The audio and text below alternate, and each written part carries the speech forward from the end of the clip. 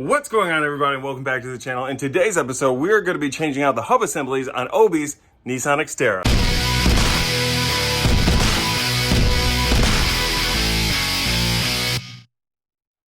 Thank you guys for joining us today, and if you're new to this channel, we do bi-weekly uploads of how-tos like we're going to be doing today on the hub assembly from the Nissan Xterra. We also work on things like the Drift BMW, the Mustang RT-R Spec 2, the F-150, and that 68 Mini Cooper back there in the corner. So make sure that you guys subscribe, like this video so we know that you like the content that we're putting on, but that's enough of my pitch. Let's get into the program.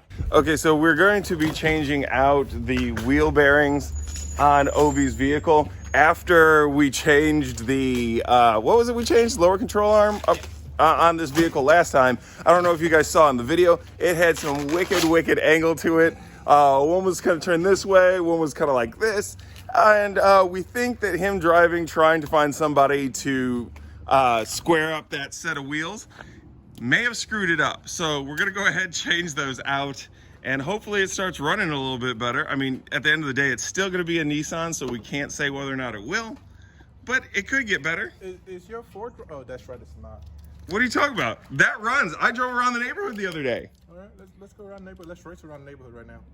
Race around the neighborhood? Yes. I guarantee you I could take you in that thing. You sure? Yes. You're gonna have all your parts still on it? All I gotta do, that No, we're gonna leave right now. Like that this. bumper Like right there. this. Oh yeah, sure.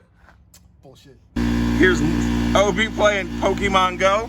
Pokemon Go is available on iOS and Android. No, we're not sponsored by them. He's just a big nerd that we're trying to work on a vehicle, and he wants to play Pokemon Go instead of jacking up his vehicle. Let's have a look-see here. It's been quite some time since I've had to do a wheel bearing.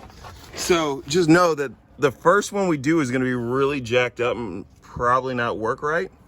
But the passenger side is gonna be golden. So what we're gonna have to do is we're gonna take off the caliper, take off the rotor, then we should be able to maybe get back here, hopefully with a wrench, and get to these bolts back here and pull those off so that we can just pop this thing out. We may have to remove the half shaft.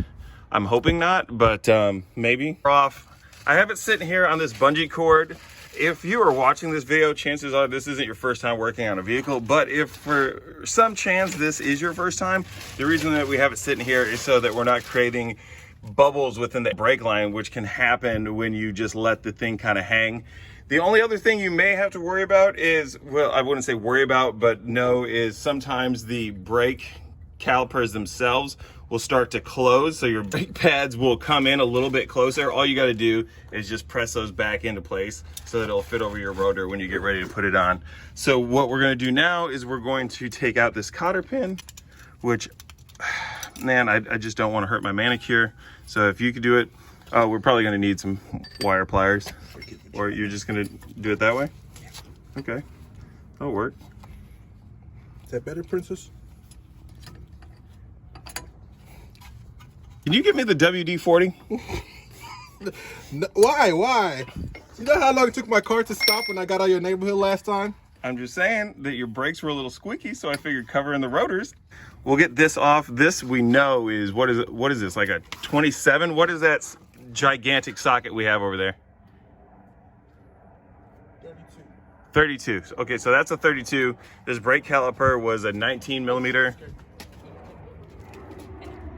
And that is a Gabby. We're trying to get the bolts off here at the back. As you can see, there's two up top here, two there at the bottom. We're trying to get them out without having to remove the lower control arm and the half shaft. We should be able to do it. Right now, it's looking fairly promising, but it's been that way before. You need a set of these open. I really do. Those things are pretty cool.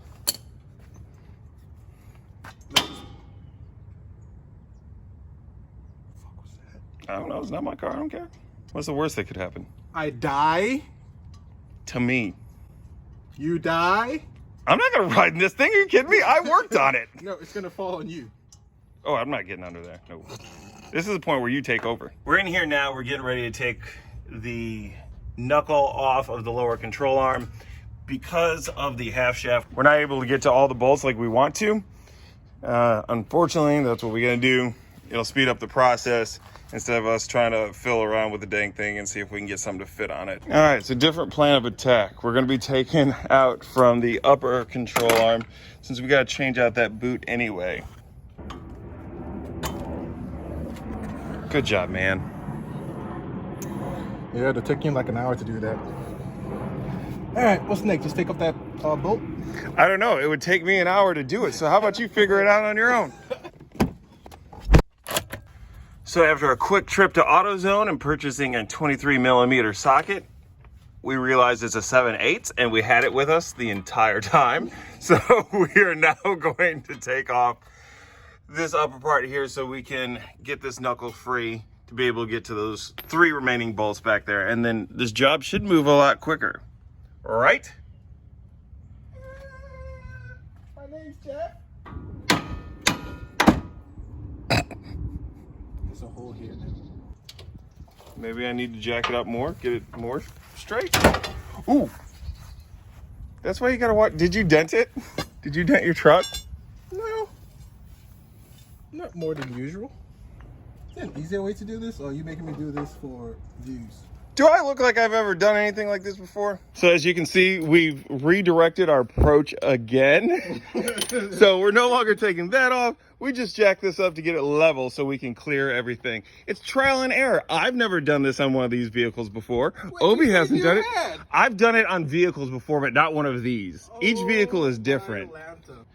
I've never done this job before whatsoever. We're trying to find out as we go along. Like, I've taken wheels off. I've seen bearings. I know what a wheel bearing is. Basically, that means I know how to do it. The same way, like, I know that I need to take NyQuil when I'm sick, which means I'm basically a doctor. You getting tighter? It's clearly not getting tighter. If it was getting tighter and then started making that noise, we got bigger problems. You got it. You don't got it. Actually, I do. Did you? Yeah, I broke it. You broke it? Yeah. I doubt you broke it. No, I mean I broke the bolt. I doubt you broke the bolt. You mean you broke it loose? Yes. Okay, because there's a difference between breaking a bolt and breaking it loose. Got it? Yeah.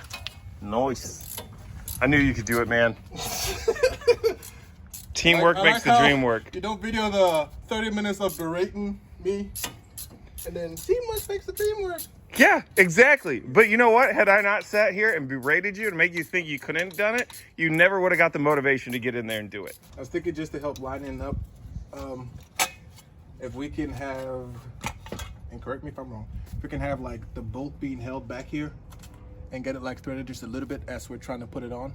That way we know it stays straight the whole time. Okay. What do you think? Sounds like it's a plan. Everything is pretty much back in place. We got the wire routed, everything locked in. We have the nut there for our half shaft that we'll be putting back in place, along with our cotter pin, which we're gonna remember the first time around.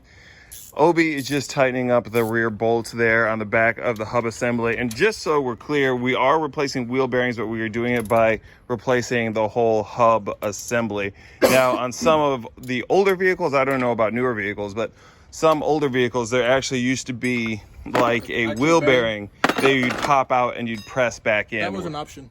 But it was? I figured it was stupid. Yeah. Well, not stupid, but it's just easier to more do this. work to do that, yeah. Thank you. If you guys are wondering why Gabby isn't in this episode, except for bringing me my Starbucks, because she doesn't care about the fans anymore. She's gotten so big. She's gotten so bougie. She's got people coming up to her at car shows now being like, oh my gosh, I've seen your stuff with RTR and I know who you are. Like, oh my God, can I get your Instagram? Can we take pictures with you? Blah, blah, blah. You've changed, Gabby. Yes, she's changed. The fame has gotten to her. To the 82 cents of my account. We can't let you blow through your money. Problem over there. So we're gonna head to AutoZone real quick and grab what Namdi calls A pickle fork. A pickle fork. It's a real thing. Google it. It is a real thing. I didn't think it was. So back to AutoZone. You're like, who? So we went to AutoZone. We ended up getting A pickle fork? we got a pickle fork right here. And then we also got this ball joint separator. This really didn't work out too well for us. So we tried Obi's choice of grabbing this ball joint removal. Put it on here, cranked it down using that wrench and a 24 millimeter. And yeah, I got a little shocked when that thing came loose. And the reason for it was, it made quite the noise, and it wasn't a normal noise. It was one of those something just broke noises. So that's why I was more than just a little confused and thought something bad happened. So Obi's changing out the boot because on the passenger side, it is cut, a little busted up. But since you have two new ones anyway, might as well swap them both out, right? All we had to do was get that joint out right there, pull off what seems to almost look like a key ring around it, and then swap out onto the new boot, and everything should be good. You want to make sure that you have plenty of grease up in there as well. So you brought grease with you, right? So we came to Drew's house, and he's going to help us out and hook us up with a little bit of grease to put in there so we don't have to reuse all the other stuff and be all kinds of ghetto. What up, dog? How you doing? Looking to see if they had some grease that goes in like a coffee gun type of thing, but It looks like you perm. Yeah, your curls are so crazy, dude. Here is the grease that we got from Drew, General Purpose Automotive. NLGI number 2 That's what is specific for this vehicle? for this ball joint at least. Okay. Now, he says he put a guap in there. To me, I say that's a shit ton. We're not really sure how much you need because that's how the old one looked. So who knows? But it'll be definitely good and greased up. That's for dang sure. So comparing sides, we have our, oop, there we go. If you can see that, if the thing would focus eventually, you got your ball joint there, and our cotter pin goes through the teeth of the nut. So on this side, we were able to get the impact in there. We got it set up to where? Got our hole lined up in between our teeth. Last time we tried to hammer it from the back and we had to do a lot of spinning, but I figure if I keep smacking it back and forth from the sides, we're gonna get it to pop out and not have to worry about that. It jacks It's actually moving. it jacks this thing up really, really bad, but since you're replacing it anyway, it really doesn't matter. And then see, now it's out. A lot faster than what it was last time, the other way that we did it. And we're good to go. I did jack that up a little bit, but we can hammer that out, right? I mean, it takes a little blacksmithing or half blacksmithing, and we're good. See, brand new. So here we have our new Timken one. Timken is actually pretty good. It's decent price. I know that Obi got these ones from Rock Auto, right? Yeah. So you got these from Rock Auto. You can also get these. I know AutoZone sells them. XL Parts, if you're in Texas, sells them. But it really just depends on where you want to get them from and who's got the best deal. But Timken, usually reasonably priced, and you can get the whole hub. So with this here, we have his new one, and then we have his old one. If you look, there's a lot of dirt, a lot of grime from all the off-roading and all different Texas clay and sand in here. But if you look, I don't really want to get your new one all nasty. You spin this one here, you can feel it. It feels pretty smooth. You can see it's got some quick movement. This one here, I gotta actually hold it. It's a little bit quick, but you can feel it as you're turning it. It wants to stick. And if I stop and I go back to this one, it's free moving. This one here kind of settles, and you gotta break it loose before you do it, and it's still resisting. So doing it like this, you're not hearing the grinding, but if you were at speed going down the highway, You hear it. yeah, you're definitely gonna hear it. So that's one of the biggest giveaways that you need a wheel bearing is when you're gonna hear this grinding as you're driving down the street. It almost sounds like you're rubbing on the inner wheel well. It's like a sickening metallic grinding. Exactly. And that's when you're gonna know you need to swap these things out. And Obi went with the right choice by doing the whole hub. That way we were able to get all this. You get your speed sensors in here, your ABS sensor. The only thing I can suggest is make sure you put all your truck information, because two-wheel drive, four-wheel drive different. I found that out the hard way because I initially ordered the wrong one. The other thing too is with his, since it's four-wheel drive, there's a full pass-through on this thing from the front CV axles or half shafts.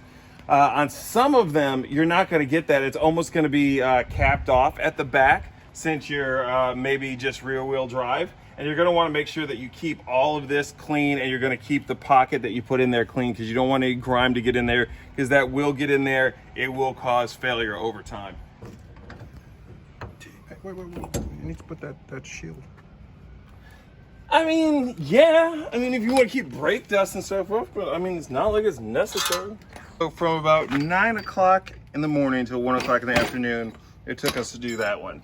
This side here, we literally knocked it out, no joke, 30 minutes. Everything is now buttoned up and back on the ground. The wheels don't look nearly as crooked as what they did last time. I guess we can hop in it right now and just take it around, make sure everything is fine, nothing knocks, rocks. Real quick and drop this off. Look right in my wall. Yeah, I'm not hearing it.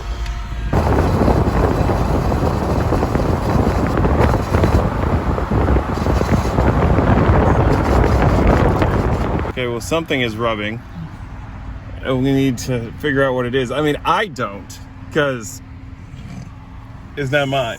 So, for the most part, it seems okay. I mean, I got back there with a screwdriver and pried a little bit on the dust shield, so maybe that'll fix it. I don't know. Again, it's not mine, so why should I care? And with that, that ends today's episode. Thank you guys very much for tuning in. If you're new here, make sure that you hit the subscribe button and make sure that you hit the bell notifications down below so that you don't miss anything that we do. He's trying to close this out. Thank you guys very much. See you next time. Gotta do my montage of everything closing, shutting, and clicking. Now I gotta redo it again.